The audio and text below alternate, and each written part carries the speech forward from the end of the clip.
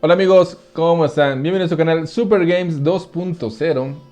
Recuerden que estamos hablando y platicando acerca de el amor y el apego o la dependencia que tenemos hacia las parejas, estas relaciones que no tienen ni pies ni cabezas, que faltan 5 centavos para el peso, que me enamoro, que me desenamoro, que me siento enfermo, que estoy como drogado de amor, como un adicto a una sustancia que no me hace bien y que estoy yo atrás insistiendo y queriendo que esta persona pues tenga no sé, un renacimiento amoroso y vuelva o pueda regresar a mí.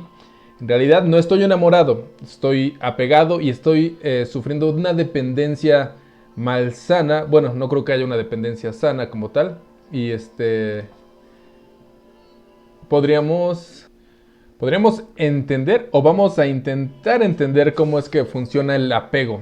Como decía Buda, ¿quieres sufrir? Apégate a algo. Y puede ser a la comida, no solamente tiene que ser sobre las parejas, puede ser a la comida, al trabajo, al juego, a los videojuegos. A infinidad de cosas uno se puede apegar. Es muy sencillo. Somos muy débiles como seres humanos para entender cómo es el apego y la dependencia. En este caso vamos a hablar cómo es que funciona el apego dentro de nosotros y cómo es que podemos, digamos que, amar plenamente, ¿no? Entonces, pongamos manos a la obra para entender cómo es que funciona la dependencia y cómo puede uno salir adelante. Estamos leyendo el libro del maestro Walter Rizzo que se llama Amar o Depender, que es este. Y vamos a leer otra pequeña parte de la contraportada que dice así. Sin embargo, al contrario de lo que parece establecer nuestra cultura, sí es posible amar con independencia y aún así seguir amando. Es posible eliminar las ataduras psicológicas y pese a todo mantener vivo el fuego del amor. Entregarse afectivamente no implica desaparecer en el otro, sino integrarse respetuosamente. El amor sano es una suma de dos en la cual nadie pierde. Sería parecido a las dos columnas de un templo que están firmes, separadas, pero todas van hacia un mismo destino. Ok, continuamos con esta parte que dice, el deseo no es apego. Y dice así, la apetencia por sí sola no alcanza para configurar la enfermedad del apego. El gusto por la droga no es lo que define al adicto, sino su incompetencia para dejarla o tenerla bajo control. Abdicar, resignarse y desistir son palabras que el apego desconoce. Querer algo con todas sus fuerzas no es malo. Convertirlo en imprescindible sí. La persona apegada nunca está preparada para la pérdida porque no concibe la vida sin su fuente de seguridad o también su fuente de placer. Lo que define el apego no es tanto el deseo, sino como la incapacidad de renunciar a él. Si hay síndrome de abstinencia, hay apego. Entonces el apego en la pareja no es que la desees tanto, puedes desearla obviamente, pues por eso estás con esa persona en cuestión. El apego es cuando no puedes renunciar a ese deseo o a esa persona cuando necesitas. Y cuando lo necesitas, cuando esa persona te maltrata, lo hace conscientemente, te humilla y hace tantas cosas que a ti te hacen daño. Cuando ya te hace daño y no puedes renunciar, ahí hay apego. ¿Ok? Y luego dice así. De manera más específica podría decirse que detrás de todo apego hay miedo y más atrás algún tipo de incapacidad. Aprendámonos bien esto. Hay miedo e incapacidad. ¿Ok? Por ejemplo, si soy incapaz de hacerme cargo de mí mismo, tendré temor a quedarme solo y me apegaré a las fuentes de seguridad disponibles representadas en distintas personas.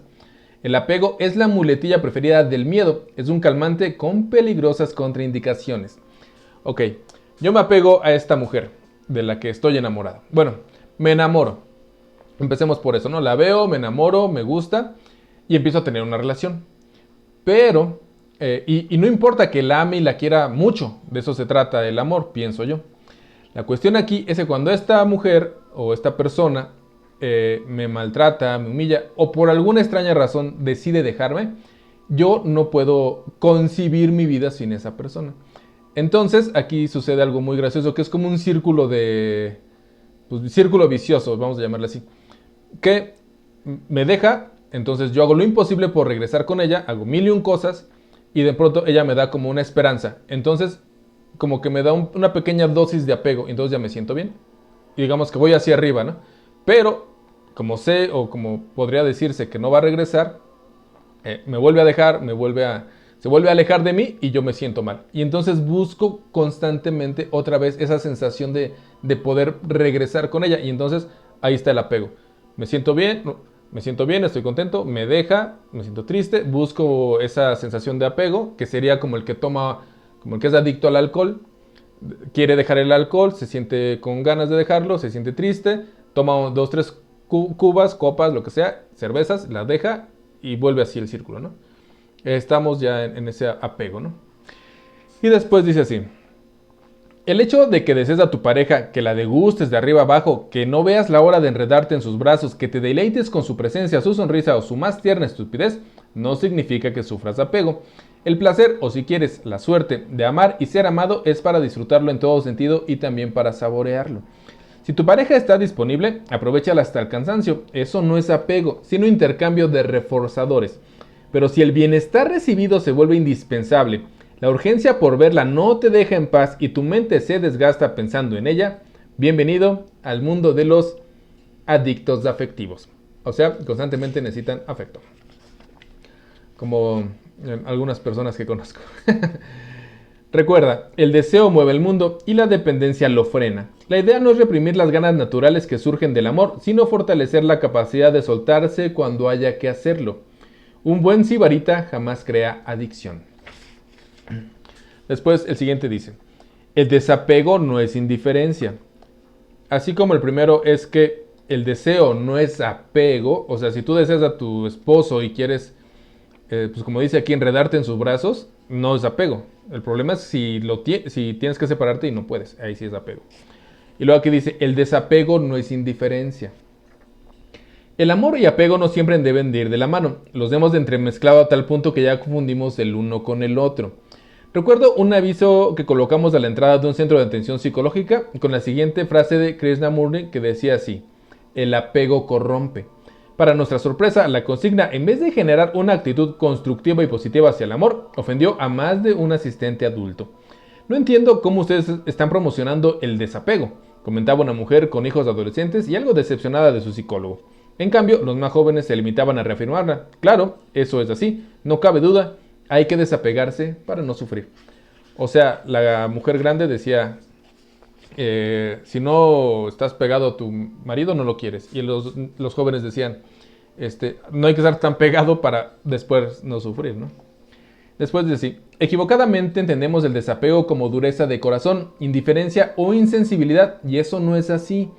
El desapego no es amor, sino una manera sana de relacionarse cuyas premisas son independencia, no posesividad y no adicción. La persona no apegada o emancipada es capaz de controlar sus temores al abandono, no considera que deba destruir su propia identidad en nombre del amor, pero tampoco promociona el egoísmo y la deshonestidad. Desapegarse no es salir corriendo a buscar un sustituto afectivo, volverse un ser carente de toda ética o instigar la promiscuidad. La palabra libertad nos asusta y por eso es que la censuramos. Declararse afectivamente libre es promover afecto sin opresión, es distanciarse en lo perjudicial y hacer contacto en la ternura. El individuo que decide romper con la adicción a su pareja entiende que desligarse psicológicamente no es fomentar la frialdad afectiva, porque la relación interpersonal nos hace humanos. Los sujetos apegados al desapego no son libres, sino esquizoides. ¿Ok? Después dice: no podemos vivir sin afecto, nadie puede hacerlo, pero sí podemos amar sin esclavizarnos. Una cosa es defender el lazo afectivo y otra muy distinta ahorcarse con él. El desapego no es más que una elección que dice a gritos: el amor es la ausencia de miedo. Esta frase es muy bonita. Cuando estás con una pareja y te da miedo, o sea, sientes miedo de qué me va a decir, me va a juzgar, tal vez, no sé, le compré algo y él o ella piensan que es algo barato, algo que no hubo como sacrificio y así. O sea, que estás inquieto, básicamente, que estás como pensando en que no le agradas mucho a esa persona y que tu corazón está como estresado. Ahí, ahora sí que ahí no es. En cambio, si estás con otra persona que hasta comerte unos cacahuates y una Coca-Cola sentado en la banqueta Es como un placer, entonces, y te sientes en paz principalmente, entonces ahí sí es, y síguele por ahí. Dice después, eh, esta pequeña historia que les voy a leer fue cuando la primera que a mí me hizo clic con una pareja que yo la buscaba y ella no regresaba y estaba indecisa y luego decía que sí, luego decía que no, le faltaban 5 centavos para el peso. Entonces yo no sabía si seguir como iba o regresarme o definitivamente terminar, ¿no? Entonces, esta pequeña historia de este libro fue la primera que leí de Walter y me hizo mucho sentido, espero que a ustedes también. Y dice así. Un adolescente que había decidido desprenderse amando, que eso es lo difícil, te quiero, te amo, pero te dejo porque no le haces bien a mi vida. Eso es desprenderse amando a la persona. Él, perdón. Le envió una carta a su novia contándole la noticia, la cual ella devolvió en una pequeña bolsa de basura vuelta añicos. Cito a continuación un trozo de la misma. Aquí pongan su nombre, como quiera que se llamen. Margarita, Rocío, Marisol, Martín, Javier, Francisco. Y piensen que son ustedes los que la están escribiendo. O las que la escribieron, dice aquí. Si estás a mi lado, me encanta, lo disfruto, me alegra, me exalta el espíritu. Pero si no estás, aunque lo resienta y me hagas falta, puedo seguir adelante. Igual puedo disfrutar de una mañana del sol, mi plato preferido sigue siendo apetecible, aunque a veces lo como menos. No dejo de estudiar, mi vocación sigue en pie y mis amigos me siguen atrayendo. Es verdad que algo me falta, que hay algo de intranquilidad en mí y que te extraño, pero sigo, sigo y sigo. Me entristece, pero no me deprimo. Puedo continuar haciéndome cargo de mí mismo pese a tu ausencia. Te amo, sabes que no te miento, pero esto no implica que no sea capaz de sobrevivir sin ti. He aprendido que el desapego es independencia y esa es mi propuesta. No más actitudes posesivas y dominantes. Sin faltar a nuestros principios, amémonos en libertad y sin miedo a ser lo que somos. Más claro ni el agua bendita. ¿Por qué nos ofendemos si el otro no se angustia con nuestra ausencia? ¿Por qué nos desconcierta tanto que nuestra pareja no sienta celos? ¿Realmente estamos preparados para una relación no dependiente? ¿Alguna vez lo has intentado? ¿Estás dispuesto a correr el riesgo de no dominar, no poseer y aprender a perder? ¿Alguna vez te has puesto seriamente a enfrentar tus miedos y emprender la aventura de amar sin apegos, no como algo teórico, sino de hecho? Si es así, habrás descubierto que no existe ninguna contradicción evidente entre ser dueño o dueña de tu propia vida y amar a la persona que está a tu lado, ¿verdad? No hay incompatibilidad entre amar y amarse uno mismo. Por el contrario, cuando ambas formas de afecto se disocian y se desequilibran, aparece la enfermedad mental. Si la unión afectiva es saludable, la conciencia personal se expande y se multiplica en el acto de amar, es decir, se trasciende sin desaparecer. Cummings lo explicaba así. Amo mi cuerpo cuando está con tu cuerpo. Es un cuerpo tan nuevo, de superiores músculos y de estremecidos nervios. Ok, y continuamos con esta parte que dice así. El apego desgasta y enferma. Otra de las características del apego es el deterioro energético. Haciendo una analogía con las enseñanzas de Don Juan, de Don Carlos Castañeda, podríamos decir que el adicto afectivo no es precisamente impecable a la hora de optimizar y utilizar su energía. Aquí es un pésimo guerrero. El sobregasto de un amor dependiente tiene doble faz. Por un lado, el sujeto apegado hace un despliegue impresionante de recursos para retener su fuente de gratificación. Los activo-dependientes pueden volverse celosos e hipervigilantes, tener ataques de ira, desarrollar patrones obsesivos de comportamiento, agredir físicamente o llamar la atención de manera inadecuada, incluso mediante atentados contra la propia vida. Los pasivos dependientes tienden a ser sumisos, dóciles, extremadamente obedientes para intentar ser agradables y evitar el abandono. El repertorio de estrategias retentivas, de acuerdo con el grado de desesperación e inventiva del apegado, aquí puede ser diverso, inesperado y especialmente peligroso. Y dice así. La segunda forma de despilfarro energético no es por exceso, sino por defecto. El sujeto apegado concentra toda la capacidad placentera en la persona amada y a expensas del resto de la humanidad. Con el tiempo, esta exclusividad se va convirtiendo en fanatismo y devoción. Dice frases como mi pareja lo es todo. El goce de la vida se reduce a una mínima expresión, la de la otra persona. Es como tratar de comprender el mundo mirándolo a través del ojo de una cerradura, en vez de abrir la puerta de par en par. Quizás el refrán tenga razón. No es bueno poner todos los huevos en la misma canasta. Y definitivamente hay que repartirlos. El apego enferma, castra, incapacita, elimina criterios, degrada y somete. Deprime, genera estrés, asusta, cansa, desgasta y finalmente acaba con todo residuo de humanidad disponible. Y aún así, con todas estas advertencias, nos apegamos, estamos apegados. Después continúa con otra parte del libro que dice así: la inmadurez emocional, el esquema central de todo apego. ¿Ok? Vamos a ir ya descubriendo qué es el apego y este va a ser cuál es el esquema central. Espérame, es un poco oscuro. Creo que ya. Y dice así: pese a que el término inmadurez puede resultar ofensivo o peyorativo para ciertas personas, su verdadera aceptación nada tiene que ver con el retardo o con la estupidez. La inmadurez emocional implica una perspectiva ingenua e intolerante ante ciertas situaciones de la vida, generalmente incómodas o aversivas. Una persona que no haya desarrollado la madurez o inteligencia emocional adecuada, esta tendrá dificultades ante el sufrimiento, la frustración y la incertidumbre. Fragilidad, inocencia, que es como también una bisoñada, inexperiencia o novatada podrían ser utilizadas como sinónimos, pero técnicamente, hablando en término inmadurez, se acopla mejor al escaso autocontrol o a una autodisciplina que suelen mostrar los individuos que no toleran las emociones mencionadas. Entonces, dicho de otra manera, algunas personas estancan su crecimiento emocional en ciertas áreas, aunque en otras funcionan maravillosamente bien. Aquí señalaré las tres manifestaciones más importantes de la inmadurez emocional relacionadas con el apego afectivo en particular y en las adicciones en general. A. Serán los bajos umbrales para el sufrimiento. B. Baja tolerancia a la frustración. Y C. La ilusión de permanencia.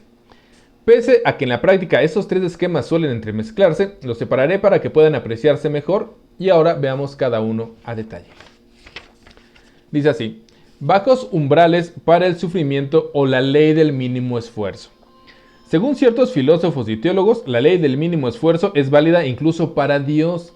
Independientemente de la veracidad de esta afirmación, debemos admitir que la comodidad, la buena vida y la aversión por las molestias ejercen una atracción especial en los humanos y prevenir el estrés es saludable. Ya el tormento por el tormento no es recomendable para nadie.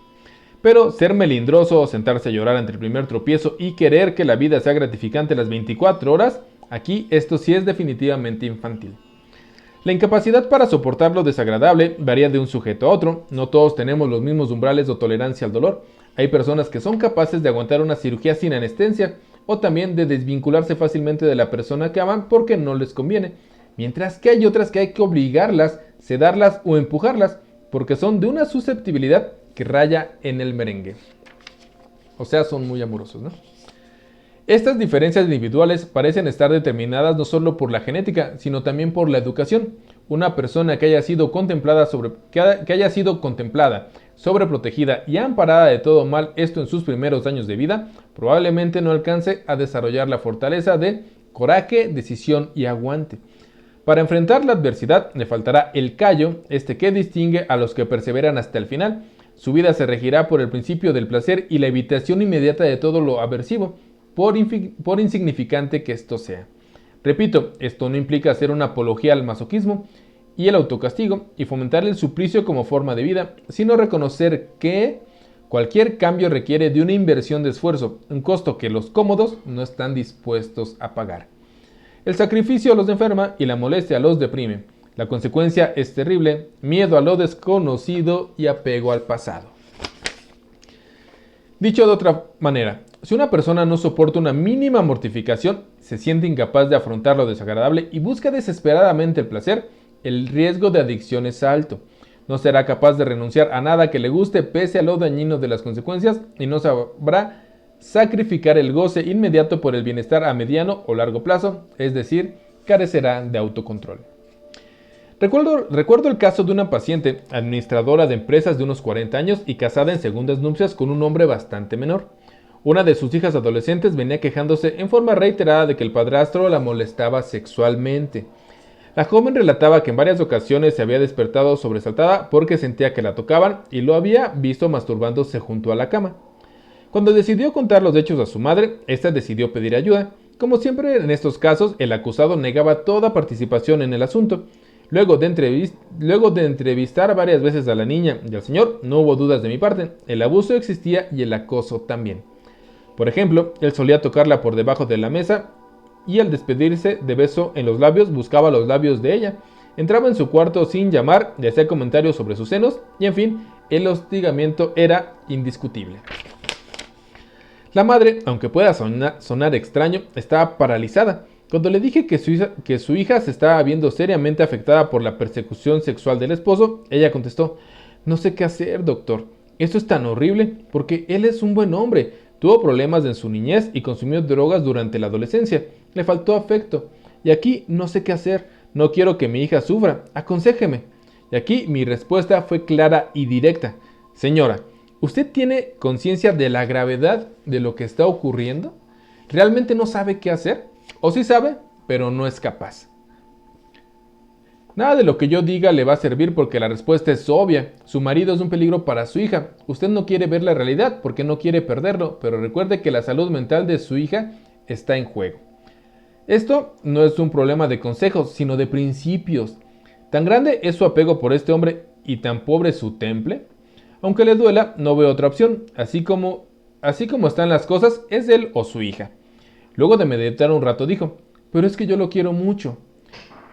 No había nada que hacer. La señora agradeció mi asesoría y no volvió a las citas. Y al cabo de unos meses me enteré de que su hija se había ido a vivir con una tía y ella todavía mantenía las dudas iniciales. Y aquí, las grandes decisiones siempre conllevan dolor, desorganización y perturbación. La vida no viene en bandeja de plata.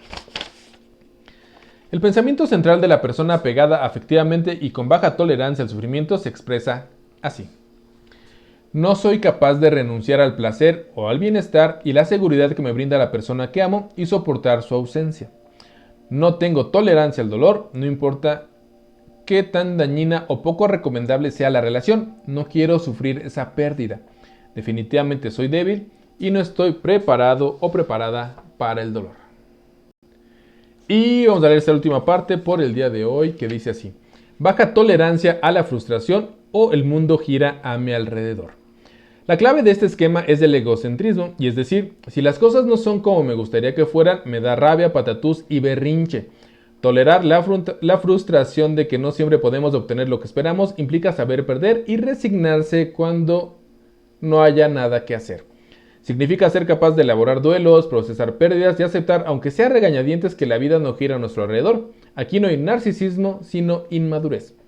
Lo infantil reside en la incapacidad de admitir que no se puede. Si a un niño malcriado se le niega un juguete con el argumento real de que no se tiene el dinero suficiente para comprarlo, él no entenderá la razón y tampoco le importará. De todas maneras, exigirá que su deseo sea concedido, gritará, llorará, golpeará, en fin, expresará su inconformidad de las maneras más fastidiosas posibles para lograr su cometido. El yo quiero es más importante que el no puedo. Querer tener todo bajo control es una actitud inocente, pero poco recomendable. Por eso es que muchos enamorados no decodifican lo que su pareja piensa o siente, no lo comprenden o lo ignoran como si no existiera. Están tan ensimismados en su mundo afectivo que no reconocen las motivaciones ajenas, no son capaces de descentrarse y meterse en los zapatos del otro. Cuando su media naranja les dice: ya no te quiero, lo siento, el dolor y la angustia se procesa solamente de manera autorreferencial. Pero si yo sí te quiero, como si el hecho de querer a alguien fuera suficiente razón para que lo quisieran a uno. Aunque sea difícil de digerir para los egocéntricos, las otras personas no tienen el derecho y no el deber de amarnos. No podemos subordinar lo posible a nuestras necesidades. Si no se puede, no se puede y punto. Pero eso es difícil de hacer. Decirlo es fácil, hacerlo ya es otra historia. Los malos perdedores en el amor son una bomba de tiempo. Cuando el otro se sale de su control o se aleja afectivamente, las estrategias de recuperación no tienen límites ni consideraciones. Todo es válido, la rabieta puede incluir cualquier recurso con tal de impedir el abandono porque el fin justifica los medios. A veces ni siquiera es amor por el otro, sino amor propio, orgullo y necesidad de ganar. Pero ¿quién se cree que es? ¿Cómo se atreve a echarme? La inmadurez también puede reflejarse en el sentido de posesión. Es mío, es mía, o no quiero jugar con mi juguete, pero es mío y no lo presto. Muchas veces no es la tristeza de la pérdida lo que genera la desesperación, sino quién echó a quién. Si se obtiene nuevamente el control, la revancha no se hace esperar. Cambio de opinión, realmente no te quiero. Aquí eres un ganador absoluto. Una paciente me decía, yo estoy más tranquila. Fui, lo reconquisté, se lo quité a la otra y ahora sí, la cosa se acabó, pero porque yo lo decidí. ¿Cómo le parece el descaro, doctor? 5 años de novios y dejarme a un lado como un trapo sucio. Ya no me importa que haga lo que quiera. Pero, ¿por qué raros son los hombres, no? Y también ella, ¿no? Las mujeres son cabronas, me han dicho. El pensamiento central de la persona apegada afectivamente y con la baja tolerancia a la frustración se expresa así. No soy capaz de aceptar que el amor escape de mi control. La persona que amo debe girar a mi alrededor y darme gusto. Necesito ser el centro y que las cosas sean como a mí me gustaría que fueran. No soporto la frustración, el fracaso o la desilusión y el amor debe de ser a mi imagen y semejanza y a mi manera. Y hasta aquí vamos a terminar con esta parte del libro de Walter Rizzo de Amar o Depender, cómo superar el apego afectivo y hacer del amor una experiencia plena y saludable. Y ya hablamos de la baja tolerancia a la frustración o el miedo gira a mi alrededor y bajos umbrales para el sufrimiento o la ley del mínimo esfuerzo. Esto más bien tiene que ver cómo eres como persona y cómo te desenvuelves en el amor. Esto podría decirse que nos lo heredaron los padres. Cuando a veces hay un hijo único, los papás se vuelcan a darle todo, que en realidad, le dan todo pensando que le están haciendo un bien, cuando en realidad pues lo hacen así, bajo tolerante a la frustración, quiere las cosas a su manera, rápido y hace mil y un berrinches. Y en el otro, que era lo de baja tolerancia a la frustración o el mundo gira a mi alrededor, vendría a ser casi 3/4 partes de lo mismo, es la misma persona, pero quiere las cosas a su modo y a su manera. Y si no son a su modo, pues explotan y hacemos berrinches, ¿no? Porque a todos nos ha pasado en menor o mayor medida. Pero bueno, si llegaron hasta aquí y el video les gustó, me apoyaron mucho dando like, compartiendo, suscribiéndose y no olviden activar la campanita de las notificaciones, porque así van a estar enterados de los nuevos videos. Pero bueno, es todo por mi parte. Continuaremos en el próximo capítulo de Amar o Depender del maestro Walter Rizzo. Cuídense mucho, que estén muy bien. Muchas gracias y hasta luego.